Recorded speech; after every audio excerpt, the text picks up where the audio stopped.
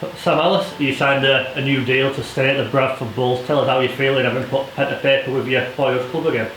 Yeah, buzzing, mate. It's a deal I wanted to get done, and as soon as possible. And as soon as I sort of got word that they wanted to keep me, I were excited. And Jason and Nobby have been brilliant with it. Spoke to Jason a lot, and yeah, managed to get it done. I'm excited, and I'm excited to see what the future holds. You've had 8.5 years, I think it is now, at the Bradford Bulls since you first came in 2017. How would you sum up your time with the club so far, and ultimately the journey you're on at the Bradford Bulls? Roller coaster. I think it's fair to say it's been a roller coaster. There's highs and lows. I think all the sort of cliches that go with it, but I've loved it. I've loved every minute, every player that I've played with, and every player I'm yet to play with as well. So yeah, it's exciting. It's been exciting. And I think the most exciting times are yet to come. League started in the champ, but -12 whatever it was on loan, and then League One back to champ, and yeah, it's been a whirlwind, mate. But it's more club to do it at. Feels like there's a lot of positivity around the place. The fan base, the away support we've had, especially this year, the way you're performing on the pitch, the progress the club's making off it. Do you feel that positive, that upward trajectory as a player? Yeah, we definitely do. Sort of everything at Tong certainly feels like it's on the up, and it certainly has. I look past sort of couple of years, everything feels like it's trending in the right direction. So we'll have to see sort of where the club ends up. But yeah, on the field we're doing everything we can. It's tough to miss out on the 1895, but we can focus on the league now. We've just had a weekend off, so we can really focus on league, and hopefully we can go as far as we can in that. Obviously the club's got ambitions to improve and progress year on year. What part of the club's ambition and future plans was sort of pivotal for you signing again, really? What was it about the project here that made you think this was still a place for you?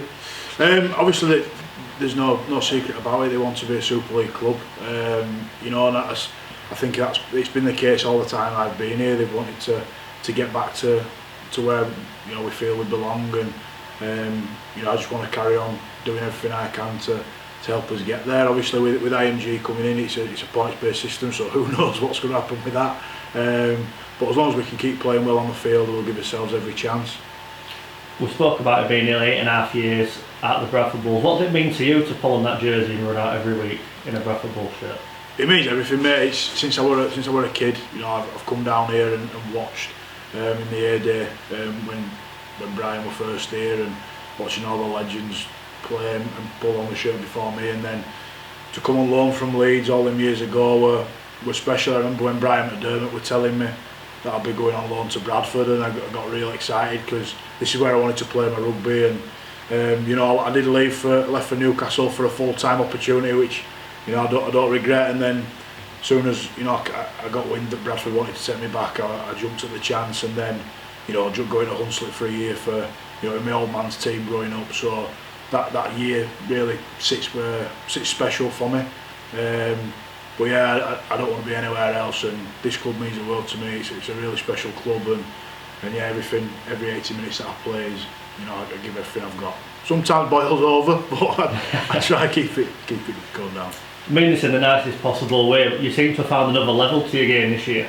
You seem to be becoming increasingly important and harder to keep part of the team. Do you feel that? Do you feel like your game's still developing, even though you've been here so long? Yeah, I think it just comes, to be honest, with Turner Fraser. I'll just wound my neck in a little bit. I think I've been guilty of letting it boil over, and I've been guilty of probably wearing me out on my sleeve a bit too much. And this year I've just focused on the small things, and then if big things happen, big things happen. But I don't want to be a hindrance to the team. I've wanted to add to the team, and something that Brian and Greeny have been massive and pointed me towards. Well, making sure that I'm no good off the field for 10 minutes at a time. So just stay on it for as long as I can and focus on the little things. And I feel like that has helped my game. And I always wear my heart on my sleeve. I'm an emotional person, but yeah, essentially just toned it down a little bit.